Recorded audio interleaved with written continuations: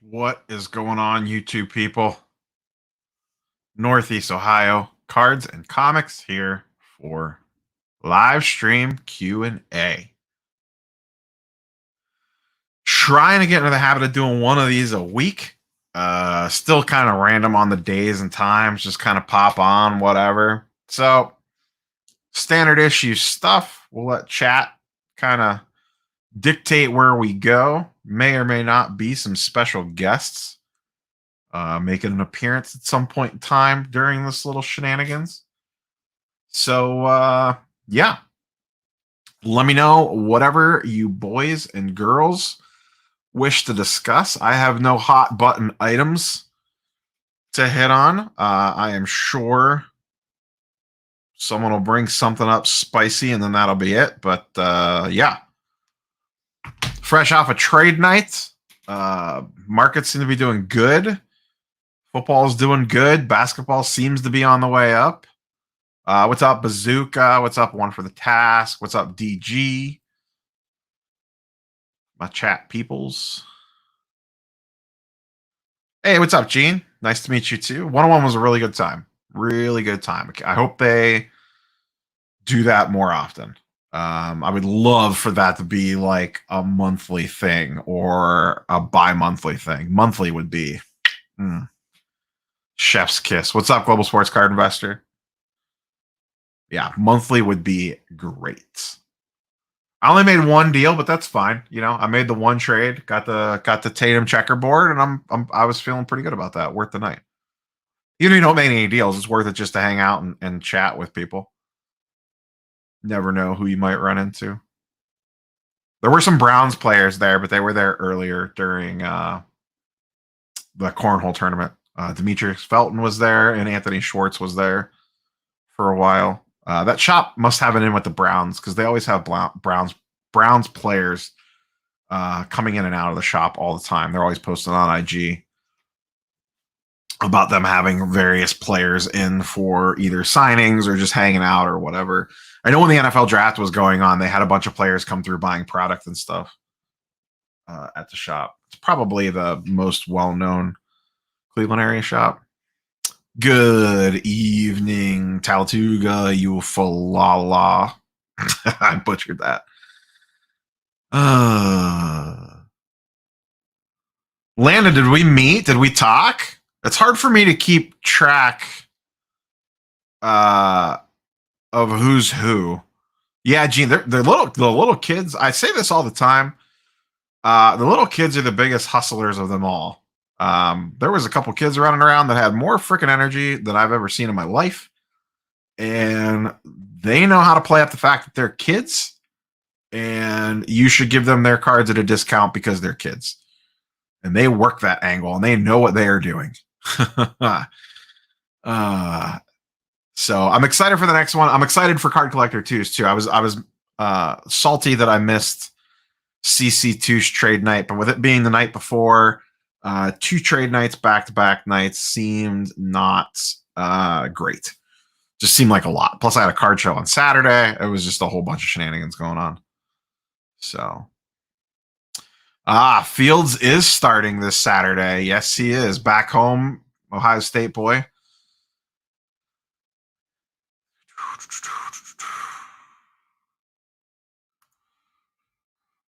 How's the Hobby Buyer Baker collection looking? Baker's only actually slightly down, to the best of my knowledge. His Opticalo came down a tiny bit. His Prism Base came down a little bit. And then a lot of my stuff doesn't have comps because it's like numbered autos and stuff. So, I mean, it's not doing Kyler Murray levels, but it's not in the basement or anything. Because he's actually played pretty well. What did he have Sunday? Like 19 of 21 completions or something? Like, they easily could have beat the Chiefs. They pissed that game away in the second half. Do you do any dollar bin raw digging? I don't. It's just not my shtick. I just don't have the time for it.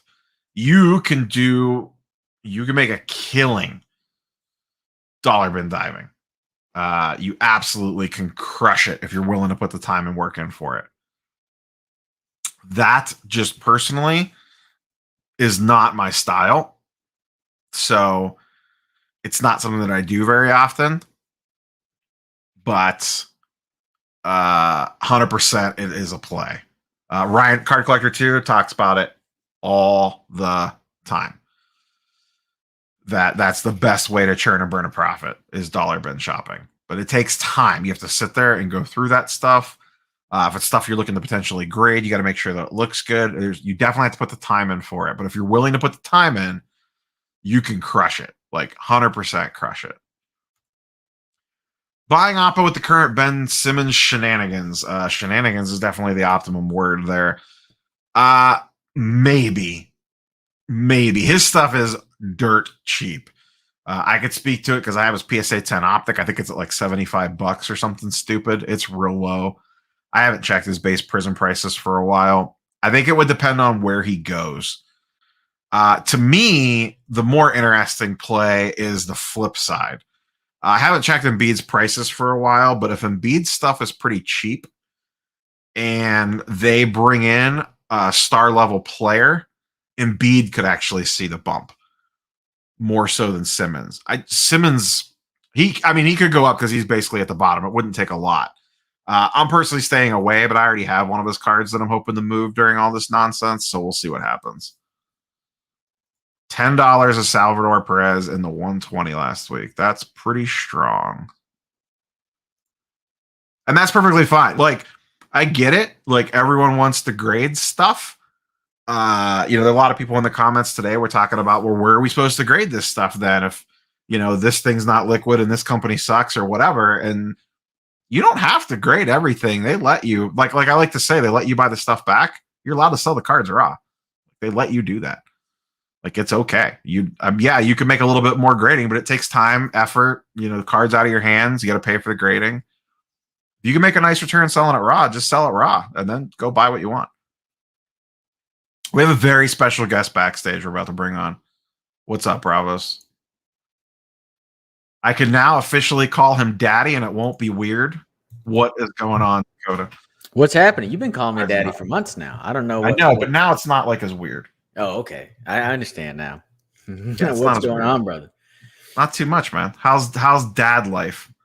Well, it's different. That's for sure. Not a lot of sleep. The first couple weeks aren't as hard as me as they are on the mom, but just a different way of life. But I don't know. No complaints so far. So yeah.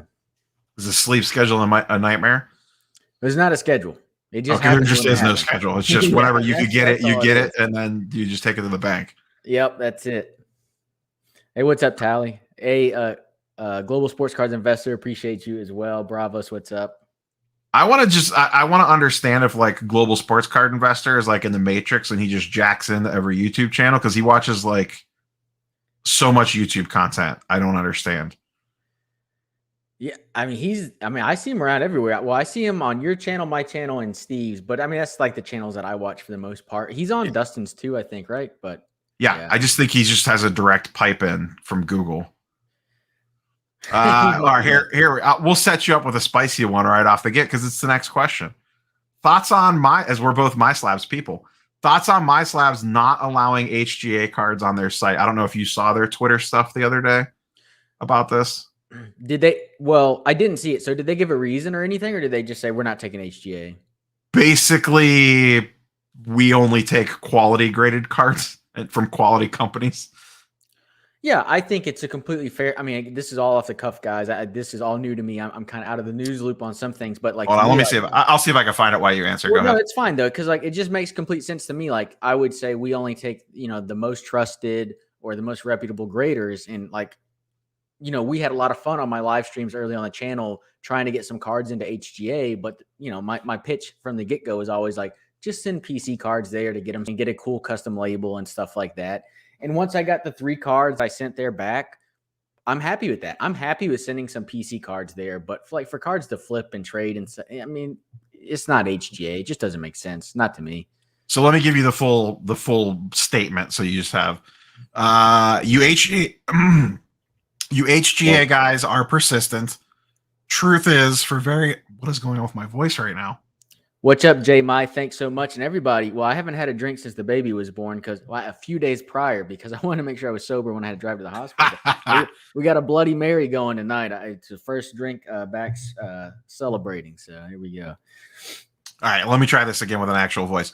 Truth is, for various reasons, before allowing any grading company, in all caps, to be listed on site, we look for an extensive track record over the course of years in terms of reliability, consistency, and QC. We hope our members understand and appreciate this. And if you want some real entertainment, read the comment threads on that tweet. I bet the comment is fire. I'm sure the comment. Oh yeah, people were on a feeding frenzy on that one. But yeah, that was her general take. The interesting thing to me is that CSG's on there that has the same amount of history as HGA, but I understand why, because they're associated with CGC, which has the comic backing. They've been in the game for a while, whereas HGA literally set up shop in a strip mall and said, "Let's go." Because MySlabs allow comics on their site too, right? So it makes complete sense that they would allow CS. I mean, there's no question there. I mean, I don't have any issue with what they're doing. Makes sense to me. The thing is, with the way they run in that company, it's so lean from an overhead perspective. Everything needs to work. You don't want customer returns. You don't want issues with shipping or with the product itself. So you have to sell trusted products on the platform. And as of today, HGA, is that right? Yeah. It doesn't quite meet the cutoff, right? And it's not that they're bad or anything. They're new. And you know what's funny is I read through some of my comments and my videos and stuff. When I talk about cards going down, people think that's like me shitting on players. But generally, when I'm saying prices are going down, that means it's a buying opportunity. Like, I don't understand. Like, Juan Soto, people give me a lot of crap for my Juan Soto take. I talk about his prices are down. I bought a Juan Soto PSA 10 Topps Heritage today. I mean, like, it's a great opportunity. Just because prices go down doesn't mean I'm low on the player. It just means that's what their prices are doing. That's all. Bravos wants to know what the PSA 10 market on diapers is like right now. Hey, it's pretty good. We had a pretty great baby shower, so we probably won't have to pay for diapers for a minute. But yeah. What's up, everybody? What's up, Love Podcast? Lot of Dakota congratulations in the old chat here. Yeah, I appreciate that from everybody too. I know we got a lot of same audience stuff. I appreciate everybody and all the congrats and all the well wishes. I appreciate all y'all for that. I know I didn't reply to a lot of comments because I've been in and out of hospitals the last week, but I appreciate all y'all. I'm sure that's even more fun during the pandemic times. Trying to have a baby during a pandemic is probably a whole other bag. It's probably a bag of cats to begin with, and then you layer a pandemic on top of it, and it's just like all extra. Yeah, I think I may make a video on it just because it's so much different than what you kind of expect your whole life. It's just so different, and yeah, it's wild. So, I have not talked about this yet. It happened, and I just have not had time to do a video on it. So, StarStock got their PSA sub back from January. What's the face? Yeah, what was it, like 50%, 10s, 40, 51% 10s, and then 50, like the rest of nines and like a very small percentages of lower than that. Yeah, I mean, to me, that do you remember what sub one was? It was 50-50 essentially, because I did. Was it basically the same? This one's better. This one is better. Oh, okay. Yeah. Oh, yeah, that's right. Because I think sub one was sub 50% PSA 10, like just barely, not a lot. Yeah, exactly. Yeah. Yeah, the beer math, you would say 50-50. The beer math, you still say 50-50, but this one was better than the last one, I believe. And I mean, to me, it's really impressive. To me, it gives me a lot. When I buy it, if I'm buying an A, I bought 3 Vlad Guerrero Topps Heritage A's on the site for $9. And I'm just like, this is a good deal. Because if he does really good, then those are ones I want to send off for grading. At least one of those are going to be a 10, if not really 2 should be 10s. So, yeah. I'll say I got hammered personally. I haven't talked about this shit anywhere. I sent 4 cards and I got 4 9s on everything. And I probably lost money. I'd have to go back and look because when I bought the cards, I bought them specifically for grading. And that was in December, January at like the peak of the NBA market. So I paid a high price on the raw cards to begin with. And then the grading fees on top of it. And then to get 9s, I'll probably technically lose money on that if I sold today. Or barely break even. Yeah, it sucks. I guess variance makes us all their bee's niche. So yeah, I was hoping for 50-50, honestly. Like that was my if I get 2 10s out of this, I'll be happy. I subbed 7 cards in February or March. I don't remember which now. So if I get 310s out of that, I'll be happy. I'll be very curious to see what how long until the next sub comes in. Because now we know, like, this one was submitted in mid-January, and we know the next one went mid-February. So to kind of give us an idea on like how quickly PSA is moving through bulk subs, you know what I mean? I would have to think it's less than a month, right? I would too, because they're cranking right now. They set their record for the last 7 days for cards graded. Because they're focused on output right now and not input. And because of that, like, so there's a month of input between the January and February submission, but they've increased their output, like you said. And so I would have to think less than a month from now, we'll get the February subs. Yeah, it'll just be interesting to see when that rolls in. Yeah, I agree. Yeah. And it is also interesting that, to your point earlier, that the gem rate was about the same. Like, there's all the chatter of like, are they grading harder? Are they grading different or whatever? That December sub came back in what, like January? Like that came back super fast. Yeah. And that was a 50-50 split, to your point, bar math. And then this time is 8 months later, 9 months later, and it's still a 50-50 split on gem rate. Yeah, man. So you got two things I kind of want to talk about. Did you see the other big StarStock news? Oh, with them basically saying, send us everything? Every rookie card, 2000 and newer, they're taking. So go look into that. I'm going to do a video on that. I'll make it tonight. It'll release tomorrow. I don't know if you've got that coming out. Then I don't. I wasn't planning on doing anything on that. So. I'll go look at. I'm going to do a StarStock account update because I've been buying a ton. And so what's their? I honestly don't know. What's their current restrictions prior to this? I don't remember what they were. Well, prior to this, it was only certain brands. It was basically like Prism, Optic, Select. Go earlier if we're thinking football, right? In the football space, earlier than that, you'd have to, Donruss, Topps Chrome. That's kind of it. But now they're saying every single rookie card post 2000. So it's going to really open up that 2000 space and the early 2010s, which I know a lot of people may not care about, but that's a space I think there's a lot of value in right now. Well, and they still have the ingestion fee too, right? So it's not like people are going to be sending pure junk. Yeah. As far as I could tell, they are not, there's no change to the 25-cent ingestion fee. They have to have that or they would get overwhelmed with nonsense. Yeah. So, and then the other thing you were talking about, PSA. Ooh, I'm struggling. Like the grading standards changing. Oh yeah. So I saw your post, and I was actually gonna comment on it. So from what the tinfoil hat versus. I did. It's a little bit harder, right? It's just in general. What I see is people say in general, and I want to say in general. I don't know, maybe 30% of people, 80% of people. I don't know. They said that back in the day, PSA kind of handed out 10s. And then since the hobby's exploded, they've kind of realized things have been more scrutinized. And then they've really buckled up their grading process. Now, to be fair, that actually kind of would make sense given that they have a change in ownership, that they want stricter standards. And maybe there was a change in their process and makes it stricter. I don't believe they are purposefully or anything like that grading cards too hard. They may be grading them more accurately than they were 3 years ago. They may not. I don't know. But I mean, I think part of it too could come down to it simply as you hired a bunch of new people and the new hires are following the book a lot closer than what someone that's worked there for 20 years is doing. Yeah, could be the case too. You know what I mean? You're a brand new kid on the block. You're going to look, you know what I mean? You're going to be like, okay, oh wait, I see a little something here. 9. Yeah. What's up, the wall? Appreciate you being here. Have you ever, sorry, go ahead. No, go. Well, do you take any stock in this? Because some people would complain, especially like Sasha T, and guys like that, about like having relationships with the graders at PSA. Do you think that? No, I honestly think that's all tinfoil hat land. Yeah, that's kind of where I'm at too. I mean, I don't know. I mean, that's where I'm at too. I guess I could see it if you were really going into the building and shaking hands with people, but that's still, it's such a small group of people. Even if it was real, it's not, it's negligible. Even if it was going on before, I highly doubt it's going on now. Because you're not going to be Nat Turner and spend $80 bajillion on a company and then risk it all. Because all it takes is one story to come out like that. And that's it. The gig's up. So I believe when they say like they legit don't know the cards, the orders going through, like there's no name assigned to them and stuff. Yeah. And the other thing too, with like the whole PSA conspiracy theory stuff, I also feel like if there was legit shenanigans going on, someone would have talked by now.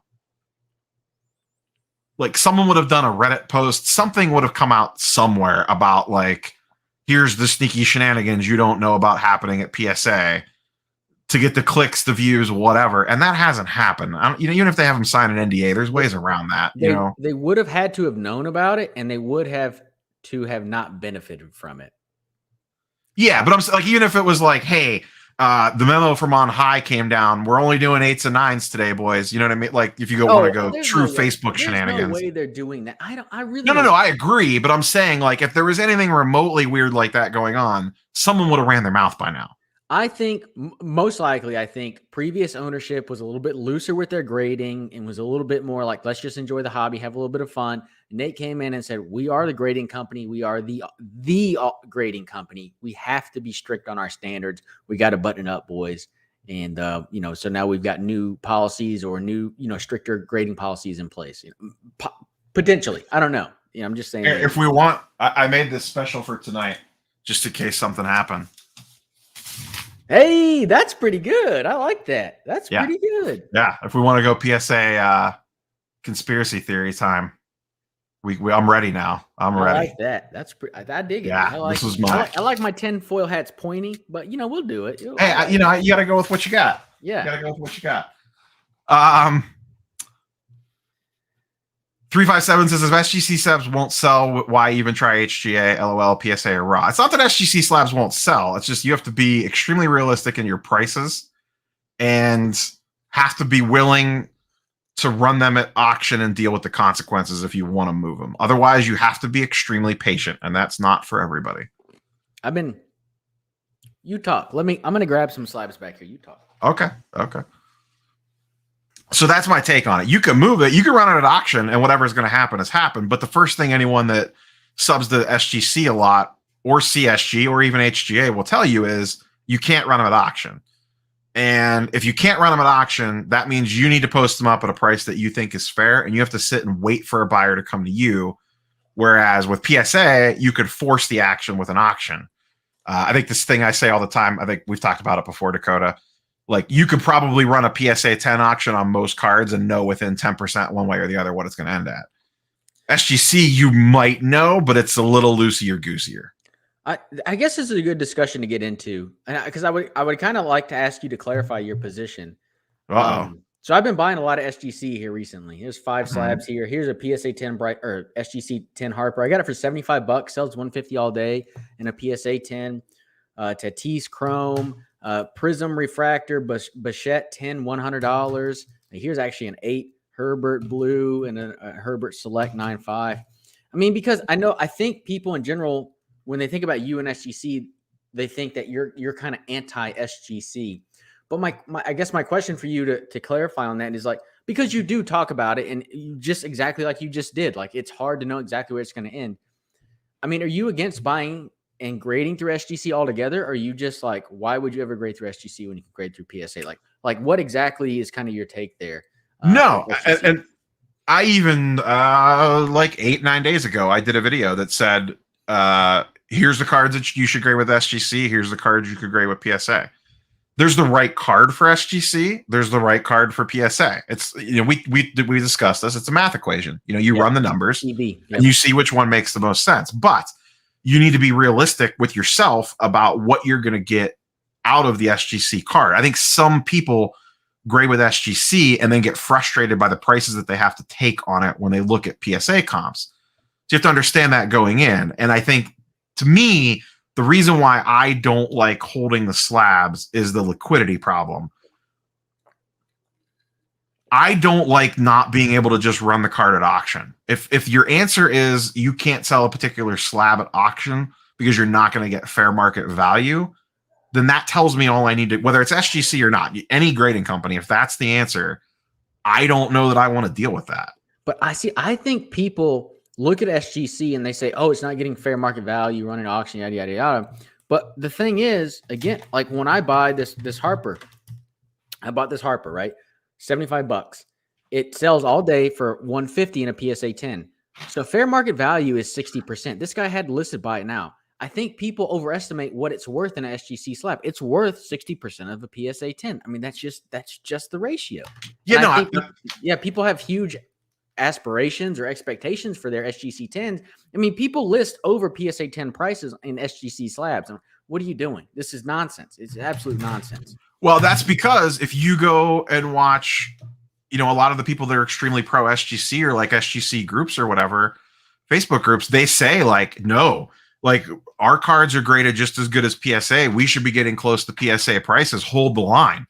But you know what I mean? That's like literally like the rallying cry that you'll hear is like, no, you need to hold the line, and we need to force the market to respect the slabs better. And my take has always been the seller really doesn't set the price, the buyer does, because unless you just never want to sell the cards.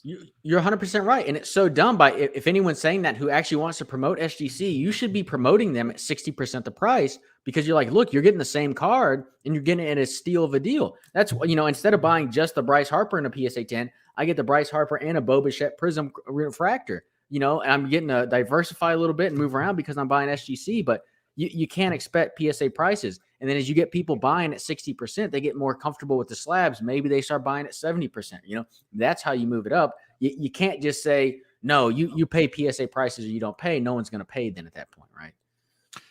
Yeah, I 100% agree. And then to kind of take your answer or your question a step further, the reason why I specifically don't like them, it's not that I don't like them. I don't like having them.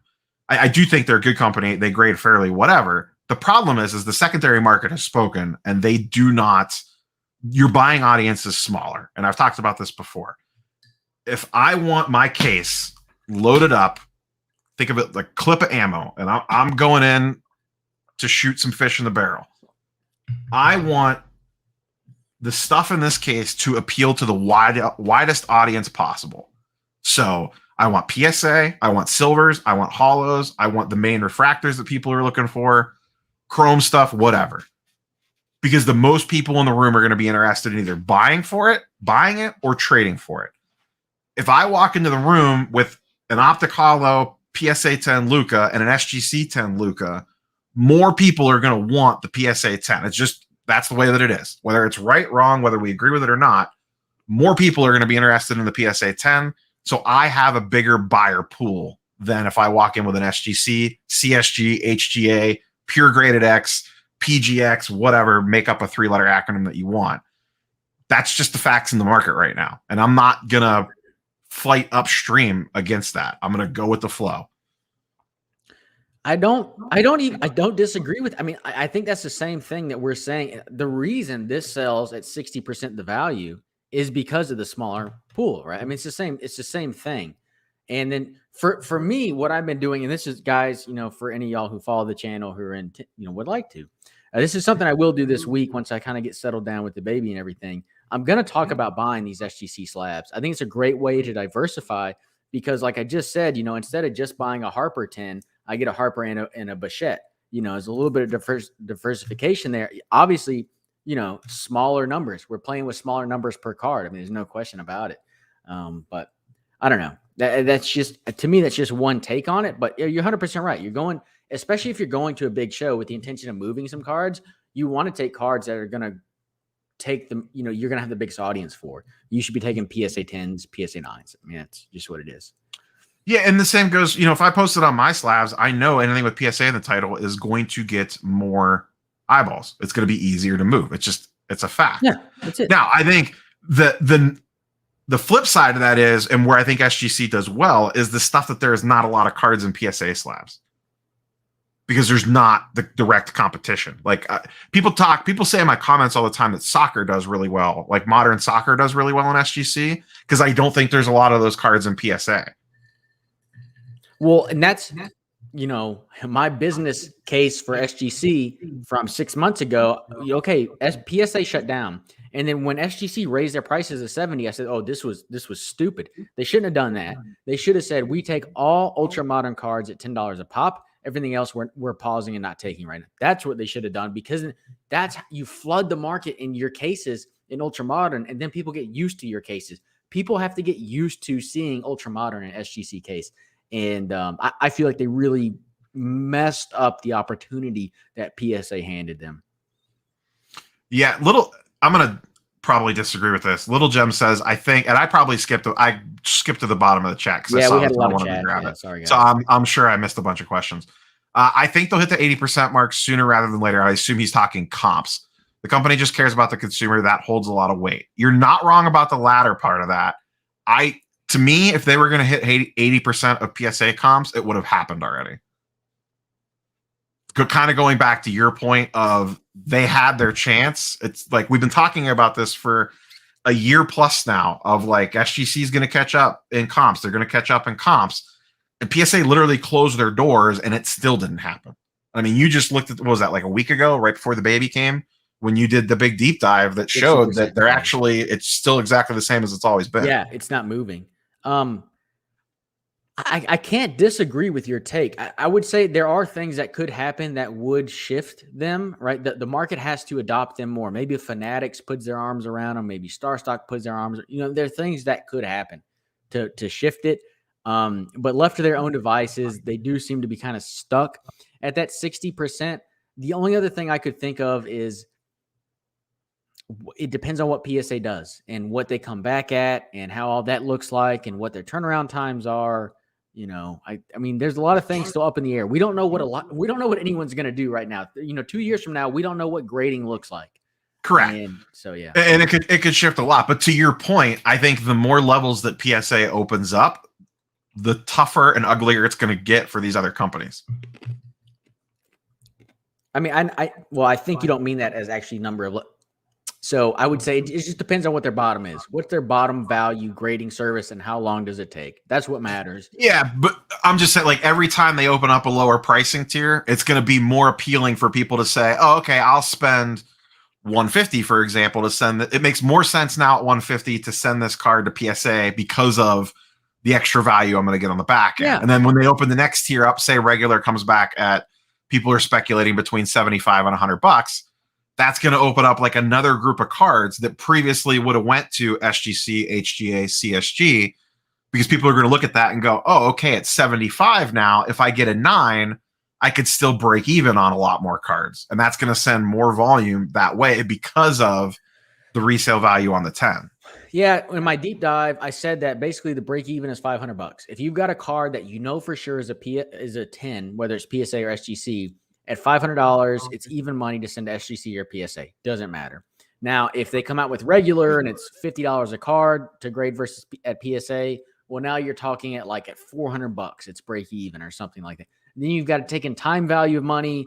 It depends on how long their turnaround time is. But again, it's all just an equation. If you don't think it's just you got to take emotion out of this. It is literally just an equation.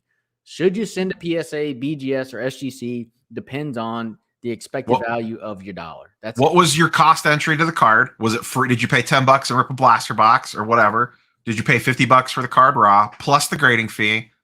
And then I always go with, what does it go for in a PSA 9 or an SGC 9 or a BGS 9 or an HGA? What does it go for at not the gem mint grade, whatever that company's gem mint grade is? If that breaks even, then you could probably send it. Or there are some rare cases where maybe a 9, like when I did my breakdown of where to send what cards, there was a few that on a PSA 9 at 150, you would lose maybe like 20 or $30 on, but on the 10, you would make way more. So it was like, what's your risk tolerance? Are you willing to risk maybe a $20 loss for, if you get to 10, an extra $400 profit? And, then that comes down to your personal, where you want to sit with that. Again, yeah, because I kind of took for granted that the assumption, like if you're doing this expected value equation, it's at 10. Obviously, you don't know that, right? It's at 9. You want to assume it, but you don't want to assume. And that was the other thing I was saying, try to send multiple. If you send 10 cards and you average out and you get 5 10s and 5 9s, you would end up on the plus side of things. The point I think both of us are at the end of the day, it's math. It's just an equation. It's just an equation. So, yeah. And then we got one comment. Oh, sorry. Go ahead. Yeah. Just circling back to this real quick. Geeb says, I blame the seller if he's not getting the value for their cards. I think me and Dakota strongly disagree with this. It's not, the seller sets the price to a degree, but if you don't set the correct price, it's just not going to sell. So then what are you doing? Well, I actually would agree with this comment, but agree with your take. So it just like the value for this card is roughly $100 right now, and I got it for 75. The dealer who sold this for $75, they made a mistake. They shouldn't have sold it for 75. That is their mistake. I agree, but also because this is an SGC case, I can't charge PSA prices. That's absurd. That's not their value. the value of their cards is relative to the card and the case, unfortunately, but that's the way it is. Yeah. Rips to Slab says BGS for Black Label and subgrades. Here's the thing. I say this all the time. If your only argument to sub the BGS is because they have Black Labels and BGS 10s, you're just doing it wrong because you're just chasing the leprechaun at the end of the rainbow. You're not going to catch him. Like, especially a Black Label. Like, good freaking luck. Sure, maybe you got one ever and that like sets you up that you think you're going to keep getting them, but you're just, it's a fool's errand to sub to them thinking you're getting the BGS 10. Now, this is someone who is more of a collector in the hobby or whatever. I do believe premium cards deserve to be in Beckett cases. The cases are better protection. I know that's kind of hard to see. Sorry for that. And especially the thick cards. They should. I just think they look good in Beckett. I think they fit well there. I actually think they sell well in Beckett too, for whatever that's worth. But again, that's just kind of a niche argument. But I agree with your take there. Just chasing a leprechaun. Yeah, I'm going to comment on something, but I want to pull this one up because I don't want to miss this. This may sidetrack us, but I mean, I did the Beckett video. To me, they have by far and away screwed this whole last 18 months up more than anybody else. Who? Oh, Beckett. BGS? Yeah. Oh, yeah. And it's not even close. What the hell are they doing? Honestly, they should just hire me at this point. Beckett, Dr. Beckett. See, James. I don't think they want to spend any money on it. That's, I think, the whole problem. They're just content with whatever they got, and that's it. Like, I don't think whoever owns them wants to put any money into the company to go on a hiring spree. I'm sure they hired a few people, but you're not hearing about them like buying out office space left and right like PSA did, or even like SGC did, or hell, even HGA. I feel like HGA has spent more money on expansion than BGS has. And I think it's so dumb because I do believe the hobby wants Beckett to be number one. I do believe if Beckett really put their foot forward and said, we're going to be the best grader, we're going to give you the best experience with the same service, or not service, but a product that you're used to, I think Beckett would far and away win. They've got subgrades, and I know people don't, people say the 959 thing is an issue, but I do think collectors like the 9510 Black 10. So yeah, I don't know if a 9.5 would outsell a PSA 10 if they got their stuff together, but I think it could be I think it would go back to like it's 80%. Yeah, you know what I mean, which is fine. That's perfect. That's a perfectly fine place to be. I think a lot of people don't like the whole confusion around trying to figure out like, okay, this one's a true gem, this one's a true gem plus, this is a min gem, and the whole back and forth that you have to go for trying to figure out, a fair comp on it and all that nonsense. So I think there's people like the subgrades, but I also think the subgrades cause a little bit of shenanigans on the back end, which we could kind of tie this in. So Bravo says, should an SGC 9.5 be worth more than a BGS 9.5 and a PSA 9? I'm going to say definitely no to a 9.5 BGS because a BGS 9.5 is a gem mint card. An SGC 9.5 is not. That's an SGC 10. An SGC. So when you look at the scales, guys, you have a PSA 9, which is mint. That's the same as an SGC 9 mint and a BGS 9 mint. Then in BGS, you have a 9.5 gem mint, which is the same as a PSA 10 gem mint and an SGC 10 gem mint. And when I say the same, I just mean in grade and in describatory terms. And then an SGC, the 9.5 is a mint plus. So it's in between mint and gem mint. So an SGC 9.5, as far as card quality, is lower than a BGS 9.5, but higher than a PSA 9. And then you have a BGS 10, which is considered pristine. And then you have a BGS 10 Black Label, which is considered perfect and is the same as an SGC 10 Gold Label. Again, not in price value by any means, but just condition of the card. Yeah. And I think the market does not know what the hell to do with an SGC 9.5. Yeah, sometimes they sell for raw. Sometimes they get a little bit of a premium to them. I see the widest array of comps on SGC 9.5s. So I showed you 5 SGC cards earlier that I've been buying. This was the only 9.5 because they're really weird to buy. If you can buy them at around 9 prices, I think they're a bargain, because then if PSA ever comes back to $10 or whatever, even $20, something like this, you just crack it and resub it. You get SGC 9.5s are the ultimate play if you could crack and resub the PSA. Yeah. Like it's not even close. Yeah. Because even if you only hit it 50%, of them getting a PSA 10. Hell, probably even 60%, depending on what the grading fees are, or 40%, depending on what the grading fees are and the turnaround time and all that. And if they're like quality cards, I think you would crush it. Because like you said, SGC 95s, if they get a premium, it's not that much of a premium. You're basically treating it like a Beckett Raw card review. To me, an SGC 95 is an old school Beckett Raw card review. That seems pretty good. Well, yeah. Because you're just using it as like you paid the $30 premium for a professional to look at the card, and give it a good number. So I will gladly pay 10% more for an SGC 95 over Raw because I know that it's at least close. You know what I mean? Like it's on that borderline, and I'm getting a massive discount off an SGC 10, and it's a borderline card to begin with. Because I mean, we talk about this all the time. How much of a real difference is there between an SGC 95 and an SGC 10, or like a PSA 9 and a PSA 10? In some cases, not a lot. So an SGC 95 to me is like a no-brainer buy to resub to somewhere else. Because you're getting a professional set of eyes to look at it, and you're not paying that much of a premium for it. Yep. No, it's just the PSA doesn't have a viable path right now for at least mid to low end. SGC needs to offer breakaway cases for their 9.5. Oh, that's funny. I'm just trying to make money, guys. I would agree with this statement, Joshua.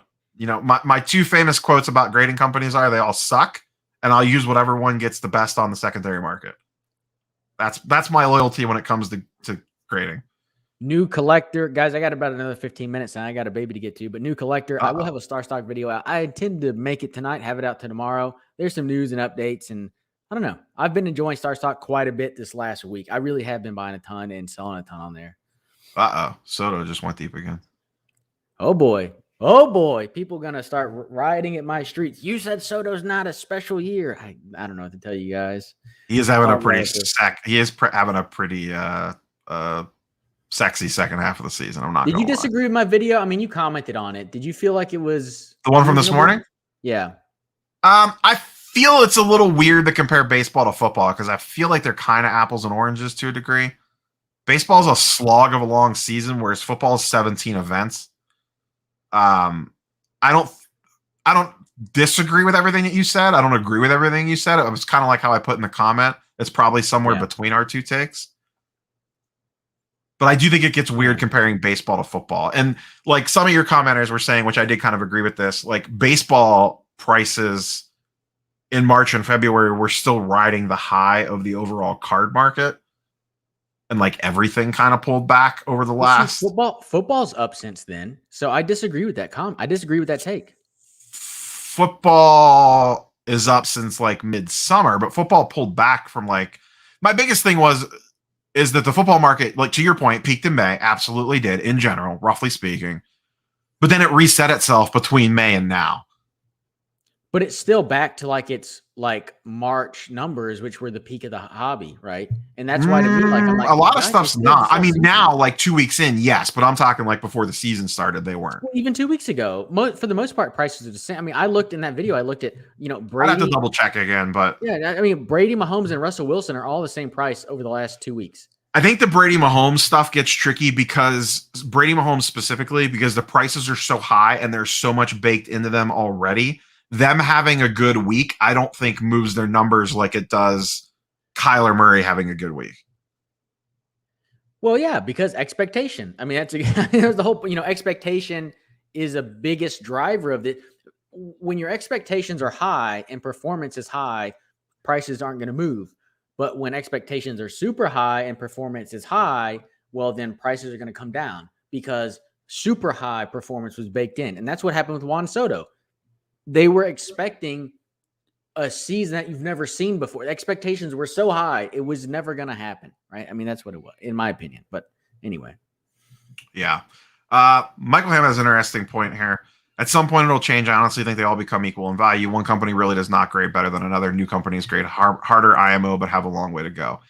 You're not wrong, Michael, but I'll leave this up since people come in, they know what we're talking about.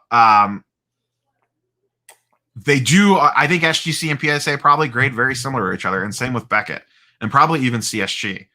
The problem is, and I've discussed this, and I need to do a standalone video on this and just kind of put it all out there. whether we like it or not, people like brands. I think a lot of it comes down to as simple as that. People, for whatever reason, view PSA is the one that's talked about the most. It's on every YouTube channel. When you see Sasha T flipping cards, you don't see him flipping SGC or HGA or CSG. It's PSA and a little bit of Beckett. Same, you watch Burbank videos. What do they all have? PSA, BGS. All the data tools. PSA has the most cards out on the market, so all the data tools have the most data for PSA. So all of us wonderful content creators that talk about data tools use PSA because they have the biggest sample size. So it's kind of a self-fulfilling prophecy. And I just don't, that's the part that I don't see changing. To me, the only thing that's going to drastically shake up the grading game is if Fanatics does something.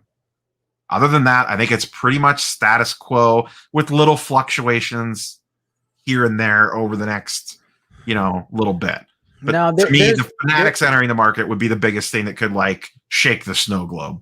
If we look back at what happened, BGS was the biggest grader because they had Beckett grading, which was the go-to guide for the hobby.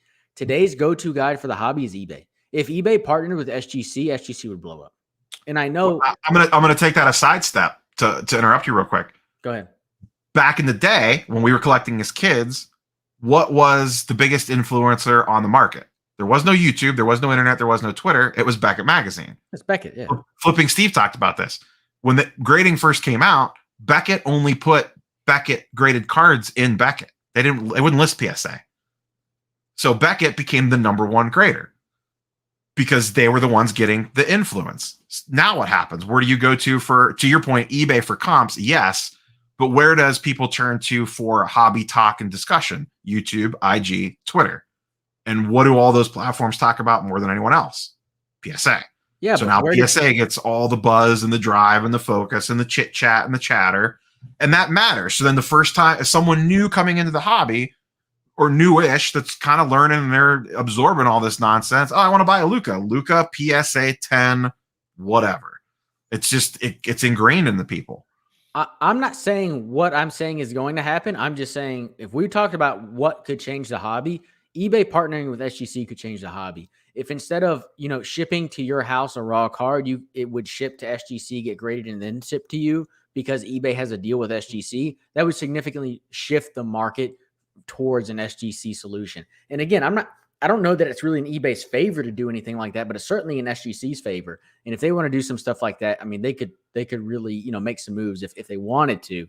And again, I'm not saying it's going to happen. I'm just saying there are other things than just Fanatics. And I actually think Fanatics, the more I think about it, has less influence over this than we think because we're all so skeptical of these people. And I think if Fanatics partnered with SGC, people would see that as really sketchy. I don't think people would like that. And I actually think it may hurt SGC, but I don't know. I think they're more likely to either buy someone out or just start their own. But like we've talked about, and we don't disagree with this. If they buy their own, people are going to be skeptical of that. People like third-party graders because they're independent. Yeah, I agree. I mean, PSA caught flack for the whole Golden Association. Exactly, and that's, they've kind of talked about trying to keep that as separately as they possibly can. I don't know. It's got to disagree, Dakota. You got to take cards and go down 30% at least from February, March, regardless of support from that. You can argue. Okay, that was based back on our talk about your video from this morning. Yeah, I mean, I don't know what to tell you. I mean, data shows that football, is at least even since March. So Soto lovers here. You're in trouble now. Yep, I wonder if someone made a burner account. I think specifically for you. Yeah. This is an anti-Dakota account right here. Look, I think Soto's phenomenal. And again, I'll have a video out tomorrow talking about StarStock stuff I've been doing. I'm buying Soto. I think his cards are super low.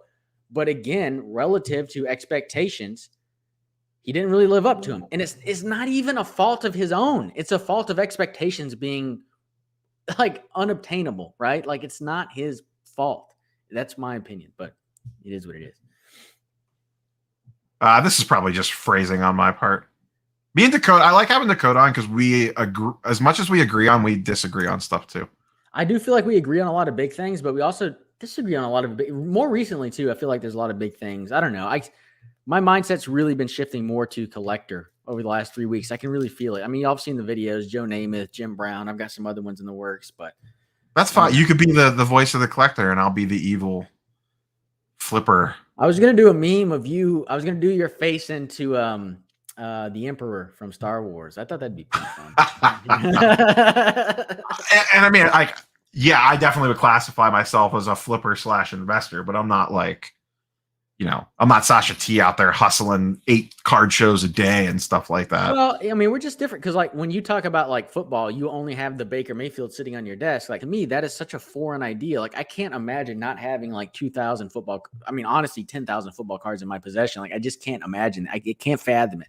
Yeah, I probably own like 10 football cards right now. Yeah, I mean, I have 10 football cards like probably in my pocket at any given time. Like, I mean, they're just falling out. You know, it's just different. Yeah.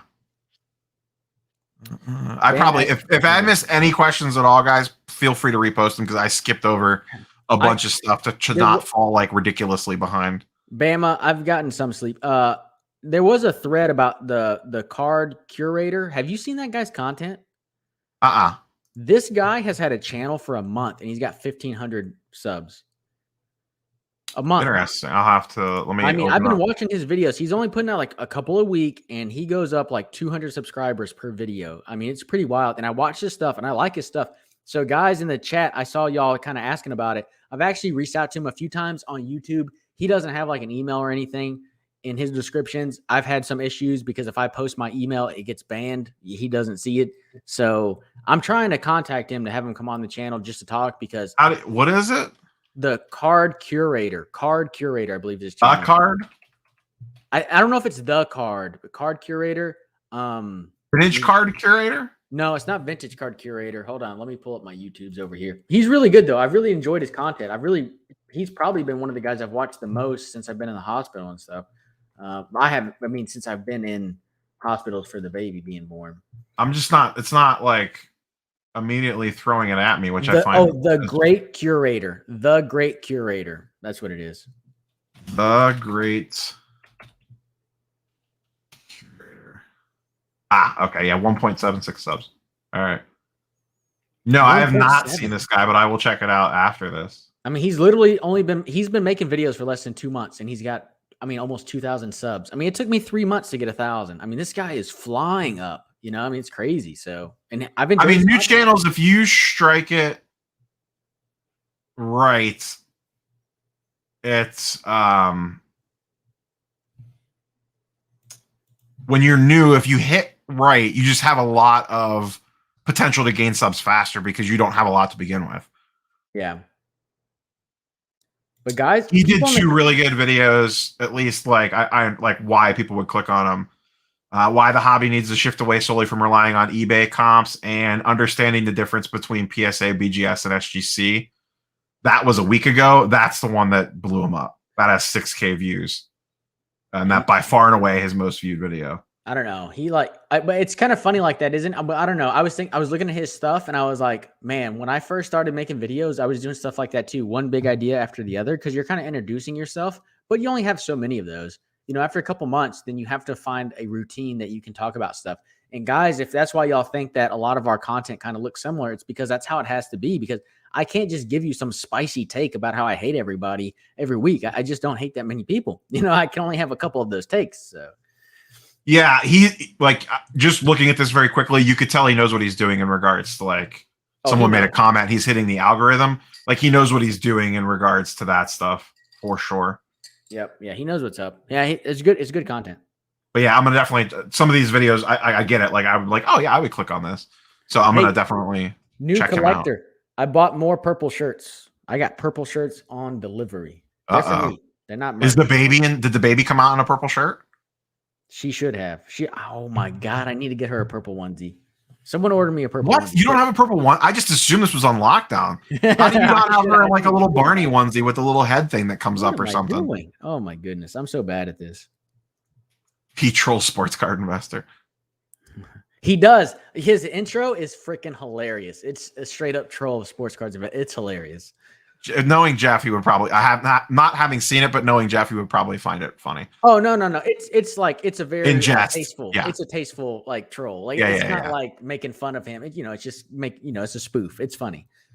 The card curator is interesting, and I don't agree with. So his they're top talking about pick. somebody else, the card curator, who I haven't watched. I'll have to go watch his content because that's Yeah, actually is this someone? Are these two different things? Are these two different people we're talking about right The now? great curator is who I'm talking about, who I've enjoyed his Okay, content. And all right, I the got him chat up is there. talking about the card curator, who I have not seen. I'll have to go check him out later. That's who I was putting in, and I didn't see someone that popped up under that name. He's got a yellow background in his banner and in his logo. Yeah, he has like 17 subscribers. Yeah. So who the hell are y'all talking about? And he hasn't posted a video in a month. I don't think this is the This same. can't be him. No. I'm intrigued, chat. I'm always looking for new content creators. I like to get as many different voices as I can. You know, everybody talking about my Carson Wentz take. No one talking about Sam Darnold. And let me tell you right now, I've made money on Carson Wentz, so y'all can suck it. That's all I'm saying. Woo! Spicy time. If you had a PSA 10 Wilson Prism, I assume this is Russell Wilson, 99 silver auto, 20K. Who are you trading for? LeBron Chrome thoughts on what's the best place to sell high-end cards? Yikes, 20K. God damn. My old answer to this would have been PWCC. I don't know if that's still correct or not for selling high-end cards. Maybe DC Sports or Probstein. I'm not in that space. I could not intelligently. Yeah, I'm not either. I've never consigned before. What would I trade it for? I don't know. It just depends on what you're into. I mean, something safe, maybe a low grade. I don't know what like 86 Jordan you could get for 20K. You could get I think 2.9. I think a 9 runs for 10K. I might be wrong. Hold on, let me check. Let me use Card Ladder real fast, guys. Oh, Dakota's got to go. No. Oh my god. Yeah, and he just dropped. I don't know what happened there. Yeah, I don't know. I'll tell y'all now. I mean, y'all have seen from my videos, my head's been in like a vintage football space. You know, if I had 20K right now, a PSA 8 sells for 11 grand and a PSA 9 sells for 23 grand. So you could probably trade it for a 9 Jordan. I'd be looking at like some really high-end football. So I don't think I've said this on the channel, but the reason I'm buying so much of this vintage football grails, I think there's a lot of big money, corporate money coming into the hobby, and they're going to start buying that stuff up. And if you looked right now, Jim Brown PSA 4 and lower on eBay, there might be 30 of them. My guess is that in 2 years, there will be less than 3 or 4 of those available at any time. I just think that stuff's going to get bought up, put into fractionals, get stored away. I think that stuff's moving away. He wants to bring, this is the card curator. That's gentleman slash lady great curator says that. Yeah, sorry. I'm going to get, this is, boy, that's in my head now, and that's going to be hard to get out of there. That's why I always say boys and girls. I got a very nice comment the other day thanking me for always mentioning boys and girls in my always making sure that I call out the 2% female audience, which I'm glad that they notice. They're saying card curator, not even just card curator. I see vintage card curator. I see the card curator. Oh, here's card curator. He's got 13 videos though. Death Weasel, that's because PSA had 60-40 centering for a standard. That's why you see some slightly off-centered stuff in PSA slabs in 10s. That's the only thing wrong with the card. Sometimes we'll let that slide through. Which I actually don't disagree with. I mean, whatever. Y'all can think a lot of different things. But it's just the most noticeable thing of centering slightly off. It's the easiest thing to spot, like, at a quick glance. And so, like, I don't know. It's just, I guess that's to me, that's an interesting discussion because, like, if the card's perfect in every other way, should it be a 9 or a 10 based off of that? And, like, I don't know. I mean, because, like, to me, the manufacturer made it like that, so it's still a 10, but maybe not. I don't know. Yeah. So, do we figure out whatever this mystery channel is? I really don't know. There's a card curator, but that guy's got like 35 views. It's got to be the great curator. It has to be him because his intro is a troll. It's, you know, a fun. Yeah, it's got to be. Yeah, there just must be. It's a friendly troll to Jeff. You know, it's pretty this cool. Right. What Yali says here is one of my biggest pet peeves on eBay is the fact that you cannot leave negative feedback on buyers. I don't understand why we can't. It doesn't make any damn sense. Right now I sold a card. It's been 4 days. The guy hasn't paid. I have another guy that wants to buy it on IG, and I'm purposely. And the guy's fine with it. I'm purposely holding it up because I want the buyer to get the negative buyer strike, the non-payer strike. Yeah, there you go. Yeah. Because if I cancel it, he doesn't get it. And I'm like, no. It's after 5 days, right?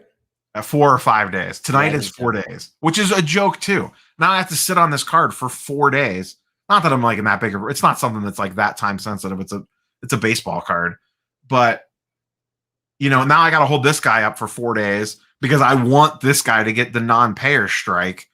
It's a joke to me that you can't leave negative feedback on buyers for non-payers. It's insane. It's absolutely insane. And this is why people are going to MySlabs.com. What a great channel. A great video or site. Goodness gracious. It's been a long week, guys. What a great. Yeah. Honestly, though, I've been buying a ton and selling a ton. Well, I've been buying a ton on MySlabs. I have a lot listed there. I sold a card on MySlabs today. Big one? Nah, just a Zion PSA 10 debut thing. Just I have my eyes on a bigger card that I want to buy, so I'm trying to move some lower end stuff. All right, guys, I got to go. He's the great curator. Can he cure Carson Wentz's QB falls? Hey, Carson Wentz, he's having issues both in his ankles right now, unfortunately. So, all right, Dakota. Thanks for popping on for a little bit. Go pop on baby duty. What do you got coming out? Give us a tease. Tease us something. What's coming? I think I'm gonna do a StarStock update tomorrow. They had big news. We talked about it earlier. I'll just talk about that kind of a little bit more in depth and just kind of. I've been buying a ton on StarStock. I think I'm having some great success there, and I'm just gonna show that stuff off. So yeah, that's good. So do you think? I know you're trying to get out of here, but that's fine. Do you think StarStock is picking back up? I know we were a little critical of them a couple weeks ago, or do you still feel like the market's a little dry over there? I think the StarStock market is unique, and we have to understand what it is. Gotcha. It's not eBay. It's not eBay. It's its own thing. You got to understand it. It sells in these hot markets and maybe in lower dollar values and stuff like that. And you just need to use it for what it is instead of trying to make it something it's not. And when I say you, I mean myself included. I mean, us in general. I think the thing that could juice it is if they could get PSA subs rolling again. I think that would do a huge thing to it. Of course, the news about them accepting more rookie cards is going to give them some more juice as well. But yeah, they definitely need to bring grading back somehow. Because it would do two things. It would increase the demand for A's, and it would also put more graded cards onto the marketplace once they come back. Because people are going to try to sell them on there first before they have them shipped home, most likely. So it's going to be a churn of it causes higher demand for the A's. But then it's also going to put new inventory into the market on a consistent basis. Like it's not going to be relying on people sending them things. Yeah. Can I show something before I leave here? Yeah. I don't remember. I think you have to choose to share your screen. I got to find it. Go ahead and look at chat for a second. Let me see if oh wait, no, I have it already. I think you have to. I don't know how the share screen Yeah, no, I'll share it. Hold on. I just want to say, guys, I thought about making a video about this, but I really don't know what to say. But if this isn't shill bidding, I don't know what the hell is. I want y'all to look at this card right here because I've been trying to pick this card up because I want it. This is a 94 SP foil. Well, look what it says down on the bottom left corner. Huh? Look what it says in the bottom left corner of the picture. Well, that's exactly my point. But look at this, guys. It's a PSA 8 at 162 sold through Probenstein. So it sold for $162.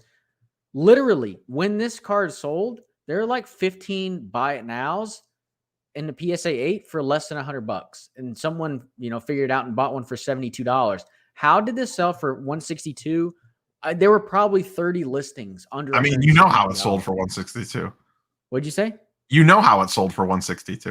Well, I'm just saying, eBay, the white knight of the hobby, going to call PWCC out. What the hell is this?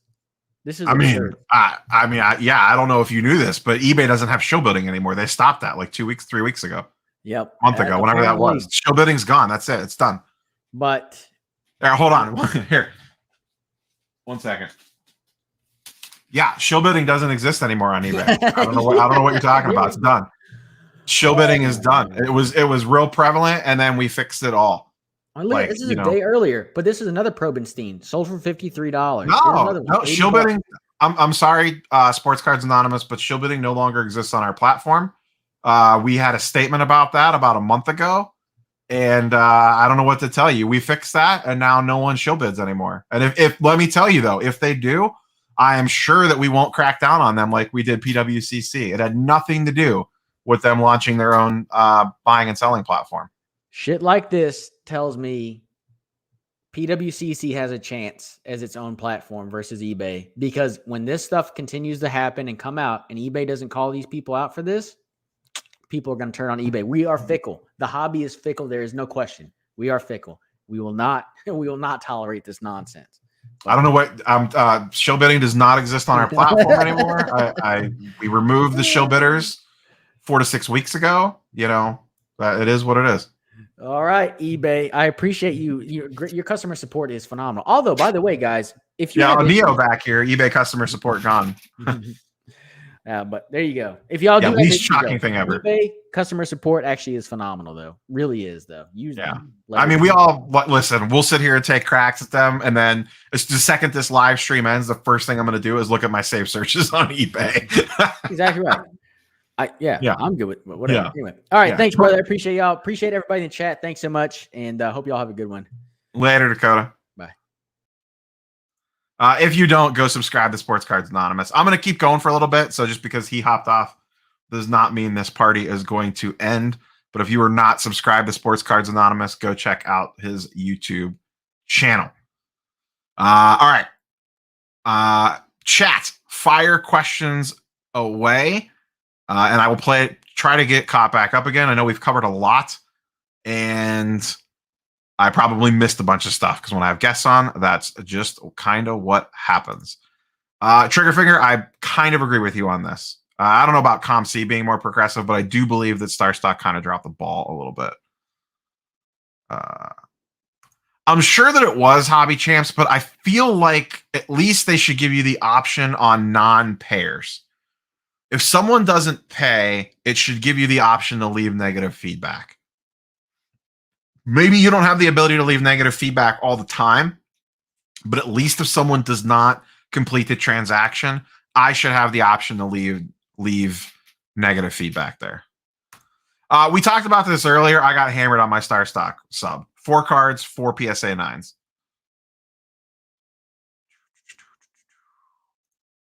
No, not the Raiders hat. That's the tinfoil hat.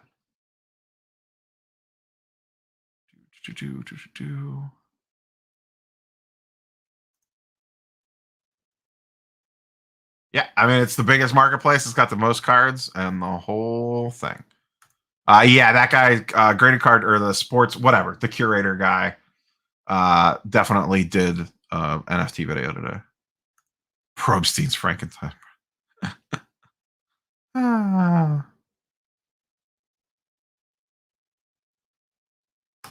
I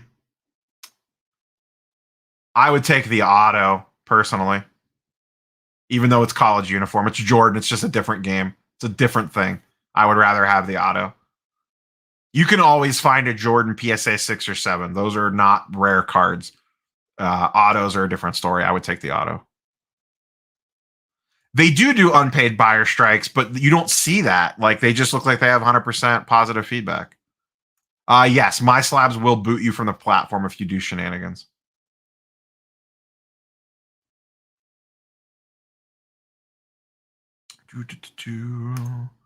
Bucks Brown Super Bowl, we'll see. We need to get our defense straightened out.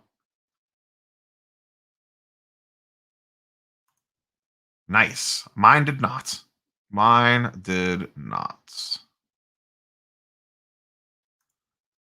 Yeah, I mean, you could do this, but it's a pain in the butt. And like, you don't really see that as someone interacting with that person at a quick glance. You just see they have 100% feedback. Like, when I see 100% feedback, I don't like drill down to see if they have people leaving positive comments with negative words in them. So, I'll believe it when I see it, Triggerfinger. That's definitely a hot take in my opinion. Nice. Good job, Gareth. I mean, hey, it is what it is. Law of averages. Some people are going to get smoked. Some people are going to do fine. I was just hoping for like 2. If I could have 50%ed it, I would have been perfectly happy. Yeah, MySlabs does not mess around when it comes to moving people, removing bad actors one way or the other. Marvel card market's pretty flat right now. PMGs are going strong. A lot of hype around PMGs right now on the Marvel side of things. And the Spider-Man Marvel boxes, the Marvel Metal Spider-Man set that's coming out here in a couple months, they went up on Steel City at $400 a box, and people lost their damn minds, justifiably so, because that is a ridiculous price.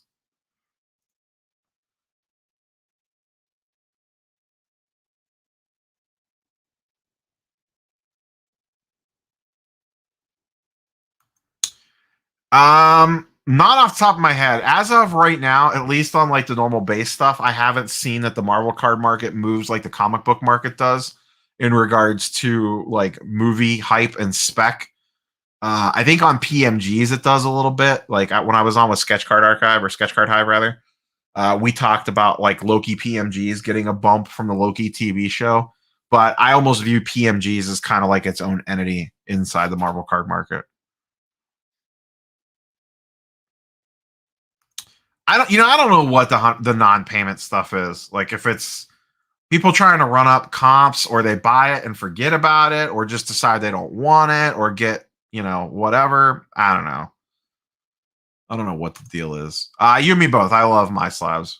I mean, I say that legitimately, even though yes, they do sponsor the channel sometimes. They sponsor a couple videos a month, but I like what they're doing. And as I've mentioned a lot, I will not. I'll only do sponsors with companies that I actually use and like.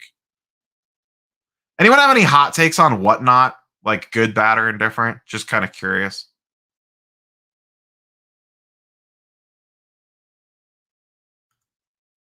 I think they either go fresh from their own, or they go after Beckett. I think Beckett is the most ripe to get bought.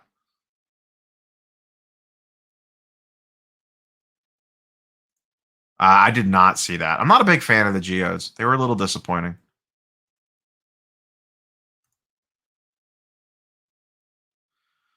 I think that's a play, Josh. I could see that happening. Normally the card market does well in the fall anyways because NBA season starts. And I could see that being a thing.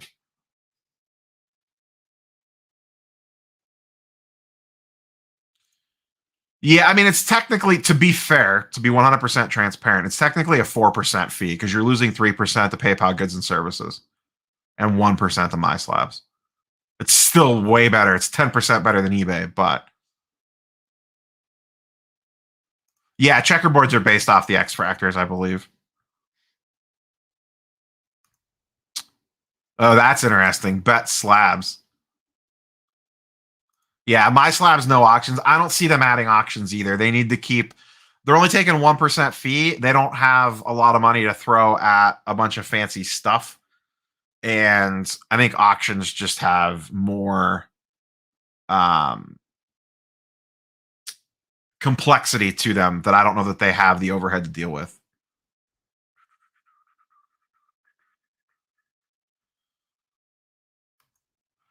I mean, I don't know that I would do a full video on PMGs because I don't own any and I don't like dive in that space. Whatnot is mostly people selling their trash. Yeah, I was just curious what the general consensus is on Whatnot. I've been trying to use it. I just can't find rooms that grab me, if that makes sense. Yeah, like I'm on the app and stuff. I just haven't bought or sold anything. Seemed like a lot of breakers and a lot of repack products, at least on the sports card side. HGA 9.5 or SGC 9, same card. Which would you take? Personally, SGC 9. An HGA 9.5 will outsell an SGC 9. I trust SGC's grading more than HGA's.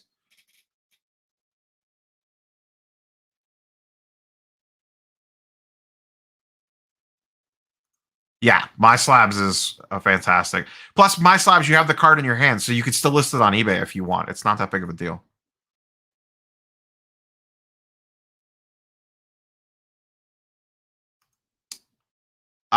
Based off last year's data, no. And 357, I will tell you this. Wait for tomorrow's video. My video tomorrow is baseball. It's recorded and uploaded and ready to rock and roll. It's talking about looking at the baseball market in the upcoming offseason and when might be a good time to buy. So your question will be answered tomorrow. Bowman Chrome baseball today. I didn't get any. I mean, I don't buy wax to begin with. You cannot do anything with raw cards on MySlabs, and you don't send to them. You post. You keep the card in your possession. It's like posted on eBay, but you can only post graded cards and comics. $400. I don't know that people are actually buying Spider-Man boxes of $400. I think that's absolutely insane. Personally.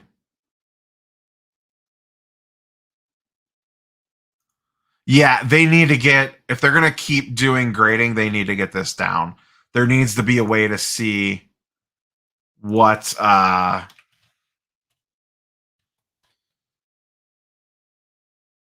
you have out and what stage it's in. I don't need like the Domino's pizza tracker of trackers here. Like literally just a spreadsheet that says, here's the cards you have. This is what sub they're in. That sub's in the grading stage. Whatever. I just need something as simple as that.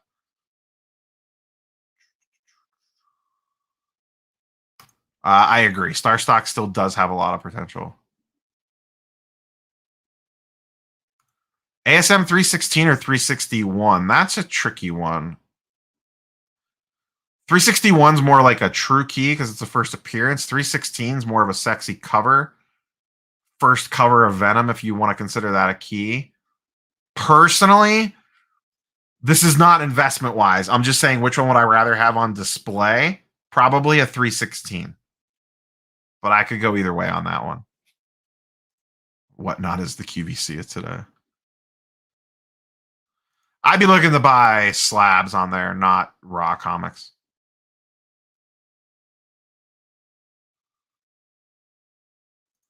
GC6 greater than HGA 95.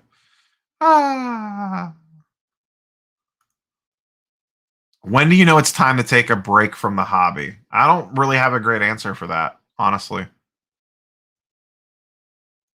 You know, that's going to come down to you and when you think you need to take a time out and step away for a little bit.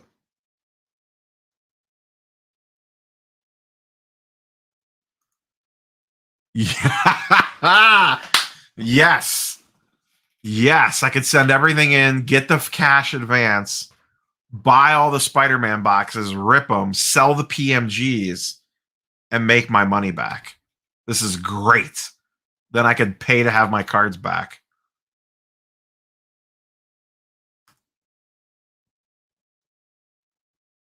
I don't think you're 100%. I think the window is beginning to open, Soto Lover. I think between now and Thanksgiving. Spoilers for tomorrow's video.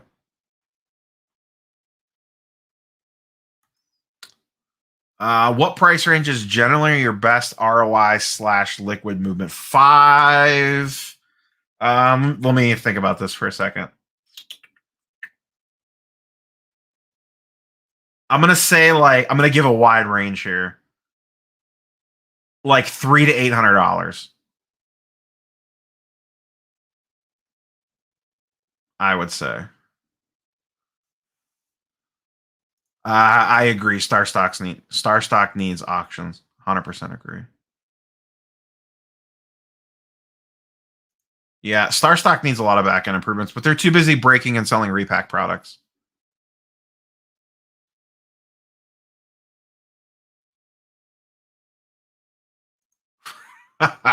Oh, trigger.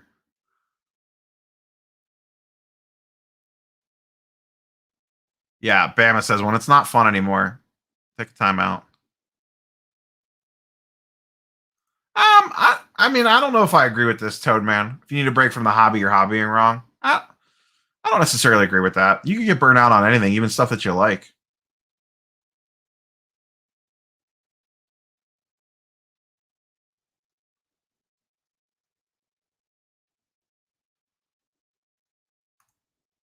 Yeah, you know, Triggerfinger took 3 weeks off and came back rejuved.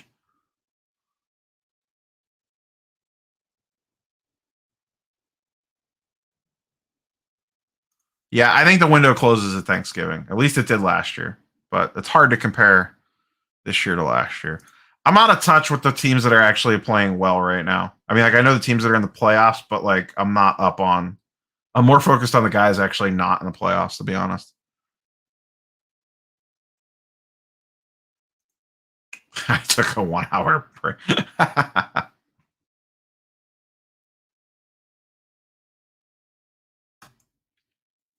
There's no way to grade now that makes sense when it comes to Marvel cards. So definitely not grade now is the answer. And it just depends on how good a shape they're in. Not 90 Marvel is extremely tough grades. So there's odds are that they won't 10. You might be better off just selling the sets.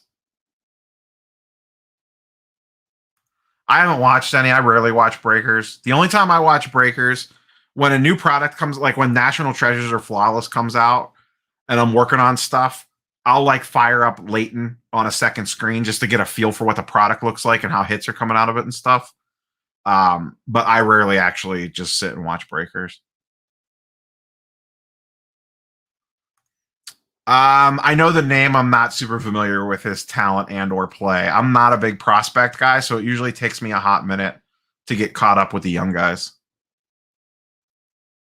I like 92 Series 3. That's Carnage's first card. That's a good set. I wouldn't actually mind ripping a box of that. I have a set of it from when I was a kid, but I would not mind ripping a box of 93. Yeah, but sometimes your escapes take over. Yeah, moderation is key. One player to hold for their career. Soto, I don't think it's close. Acuna has too many injury concerns. Tatis scares me a little bit with injuries. Soto already also has a ring. That makes a big difference. Soto has the ring already. So he has that locked down. Soto does not have the Trout problem of an amazing career with no ring. He has it already.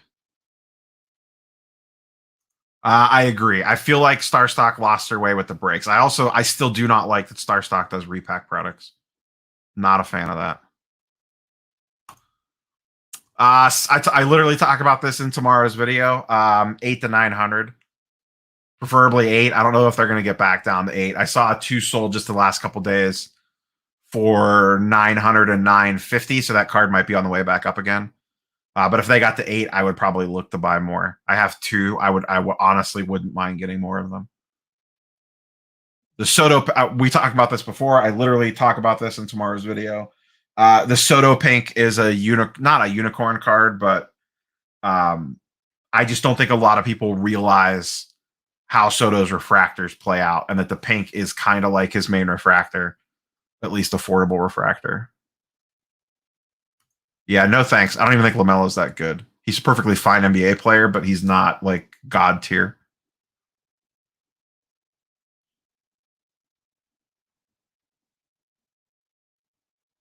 Yeah, see, every once in a while you got to take a little time out.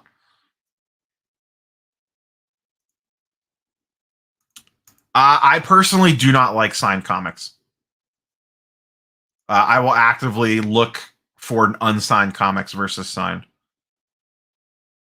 I don't like paying the premium for them, and I like the comic for the comic, and I think the signature takes away from it. But people go the other way. 2013 Fleer Retro, 2013 Fleer Retro, 2017 Fleer Retro.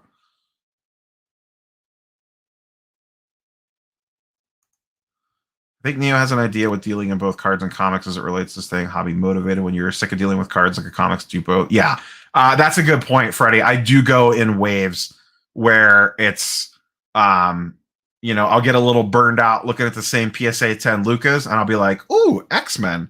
And then I'll get a little bored with that, and I'll be like, ooh, PSA 10 Trays.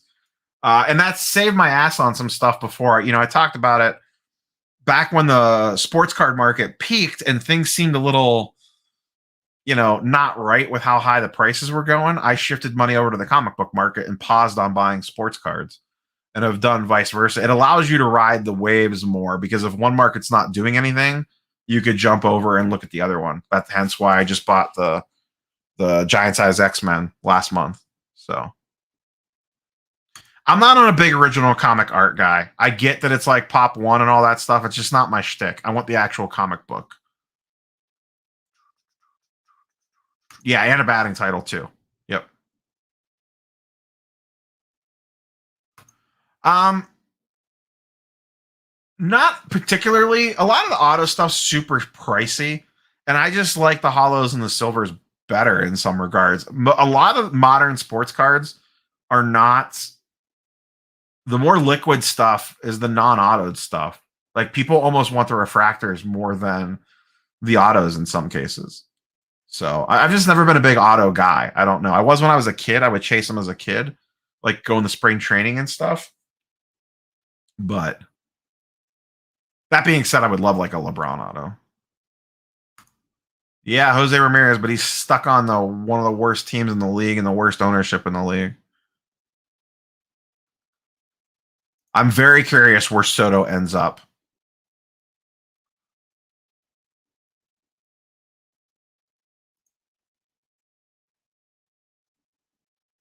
You're not wrong, Triggerfinger.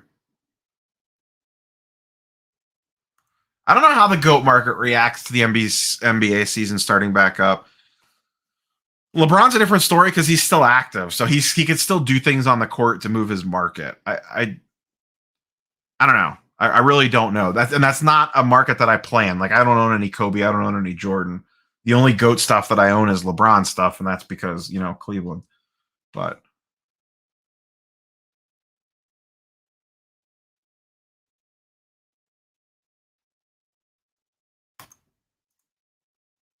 Soto, I have 15. I'm waiting to sell. Looking to sell when I can clear 1K each after fees. I mean, it's what are you into them for? I assume at 1K you make a profit on them.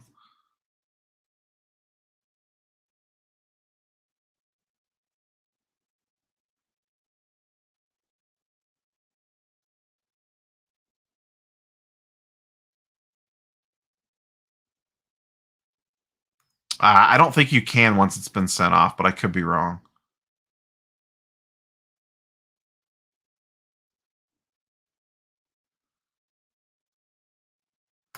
I don't know because I've never done Atlantic City.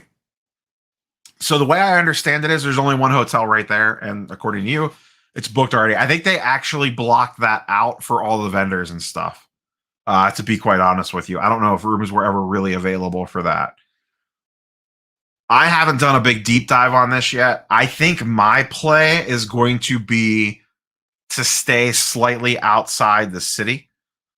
If I have to drive to the convention center anyways, what's the difference between a 5-minute drive and a 20-minute drive? 15 minutes, obviously. But at that point in time, I may look for like some sort of like beach house or something. My wife's going to go with me. She would be perfectly content to sit on the beach for 3 days while I'm monkeying around with cards down the street. So that might be my play is like a VRBO or an Airbnb or something, maybe a 20-minute drive away from the convention center and kind of get away from the I don't know how to say this nicely, how to get away from Atlantic City basically, and not deal with their shenanigans. So, but I'm not sure. I have not researched it yet, but I kind of need to dig into that.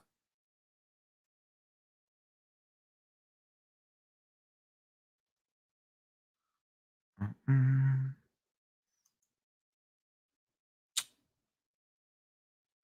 Yeah, autos do move well. You're not wrong. Just depends on the player. Price points are also a lot higher though.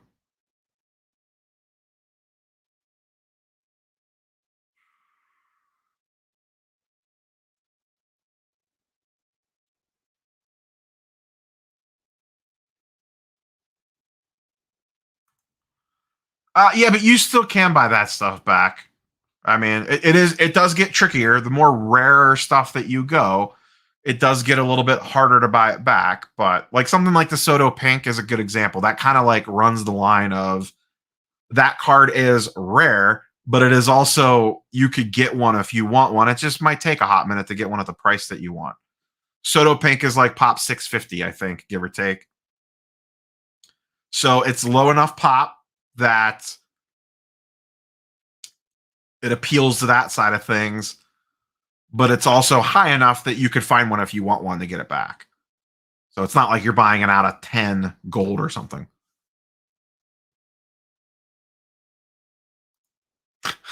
All about the flex. All about the flex.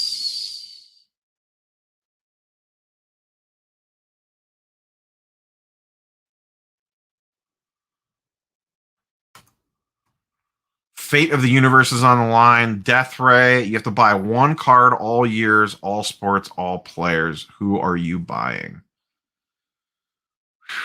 The correct answer is probably some type of, was that 52 mantle?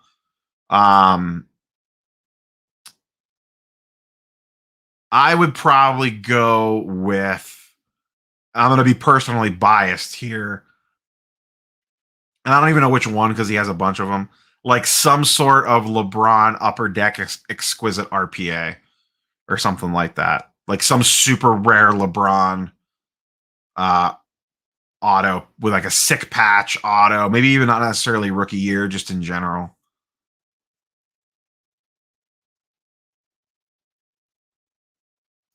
Yeah, see, I don't know the cities, but like this is my thought process trigger. I agree.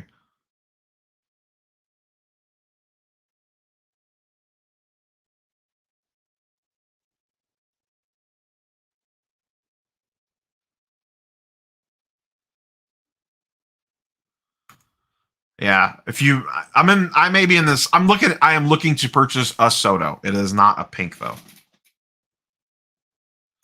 Top 5 all times is stretch global, but top 5 all time is big. He, out of any of the young players, he has the best chance to do it. I will say that. Whether he does it or not, I don't know. I don't know what the percentage chance is. But of the current crop of non-LeBron level players, I think he has the best chance.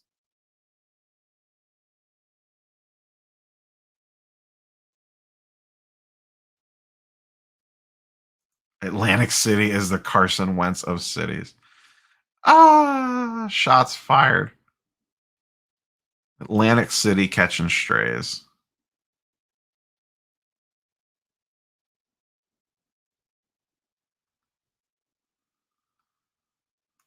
Thoughts on Prism baseball autos? No, thank you. I don't want anything non-licensed.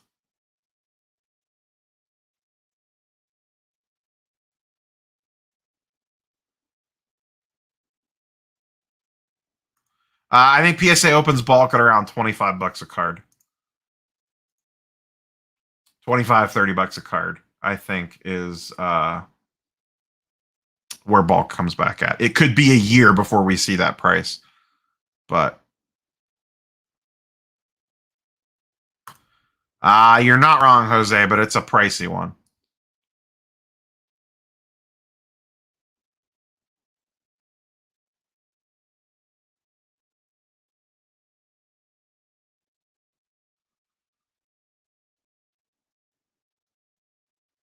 Just playing catch up on chat a little bit here. Probably wrap up pretty quick here. I'm going for about 90 minutes.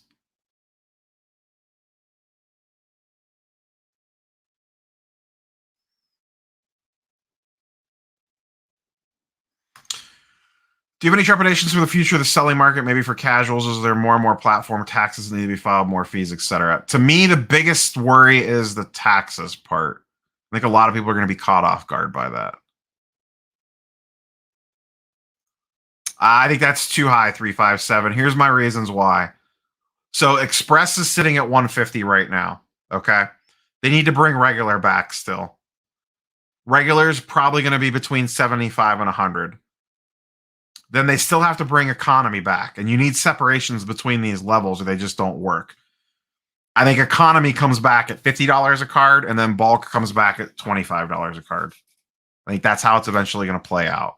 Super Express at 300, Express at 150, regular at 75-ish, economy at 40 to 50-ish, and bulk at 25-ish, maybe even 20 or 25. Because remember, they have all those levels. You need to have an appropriate price gap in between them. Otherwise, the people just won't use them. So, personalized autos, if you want to get it off, that's fine. I would use PSA or Beckett for that. I don't think it really matters. They're both reputable. There's no chance bulk comes back after Christmas. I don't think we see bulk until next spring. I think we get economy back. So they're saying regular service Q4. My guess is maybe as soon as October 1st. I think the express lowering of the price was them kind of feeling things out. Maybe that pushes it back a little bit to like November 1st.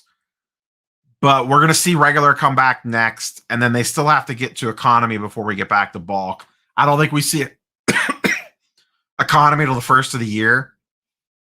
And then around the first of the year, economy will fire back up again, and then bulk will fire back up again.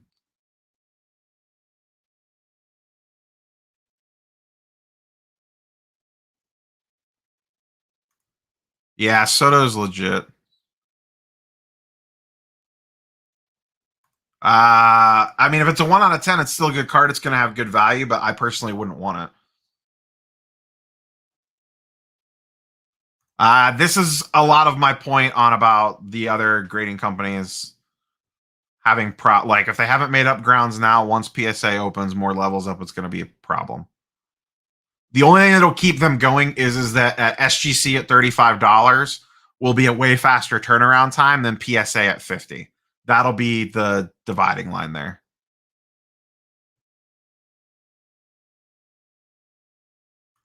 Trigger finger with shots fired. The Trey Optic, I didn't buy it. I traded for it.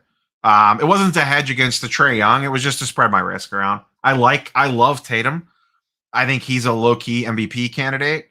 And I have a ton of Trey Young already. So I moved a little bit of Trey Young to get a little bit more Tatum and kind of balance the scales a little bit more. I was a little overweight on Trey. I still have a Trey Optic Hollow PSA 10. I still have 3 Trey Young Silver PSA 9s. So I still have plenty of nice Trey Young. On the Tatum side of things, my nicest Tatum is now the checkerboard, the PSA 10 Mosaic, and then I have a Premier level base and a Prism base PSA 10 rookies. So I think we see that once they clear up all their BS. I think that their goal will be to have a more accurate turnaround times laid out.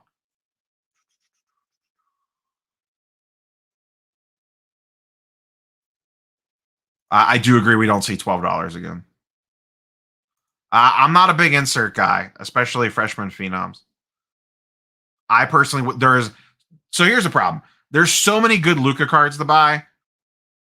There's just ones I would put ahead of that. There's a million cards I would put ahead of that. Personally. Maybe that's right, maybe that's wrong. I don't know. I did not get anything at the card show on Saturday. I don't know. I haven't heard anything lately. Maybe chat can throw some ComC comments in there.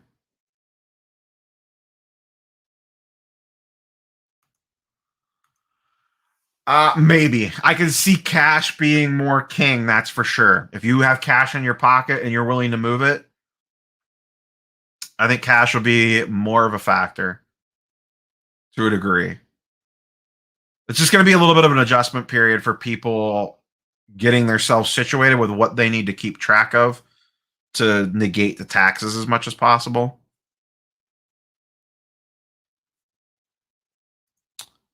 I think the Tatum checkerboard could easily do 1,100 to 1,300. I also think it has the potential to go a lot higher than that. For example, like a PSA 9 Luka checkerboard is like 3K.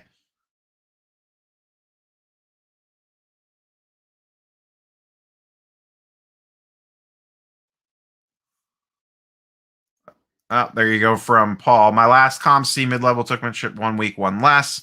And then Triggerfinger says, no, my last shipment is scheduled to arrive 12/28. So I don't know.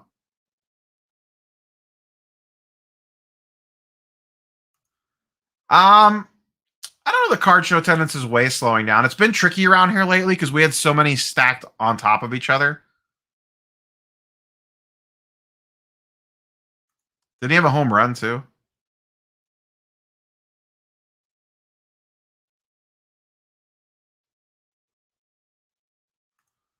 Off the top of my head, Optic Hollow PSA 9 Zion at 320, a good price. I don't know. I'd have to look.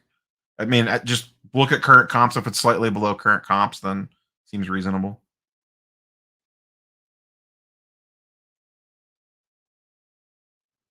Amazing Fantasy 15 about 2 weeks ago, 3.25 million.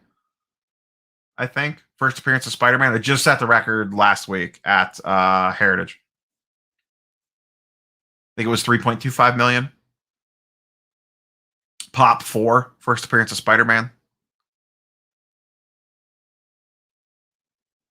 I thought that he did. All right, I think we're going to wrap it up there, ladies and gents. Smash the like button if you haven't. We only have 40 likes and 120 people in here. So that's sad. That's just sad. Sad.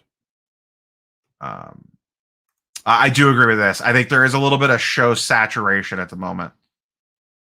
There are tons of shows now. Tons. Which is not bad, but I think it does oversaturate the market a little bit. So, yeah, smash the like button. All the other YouTube nonsense.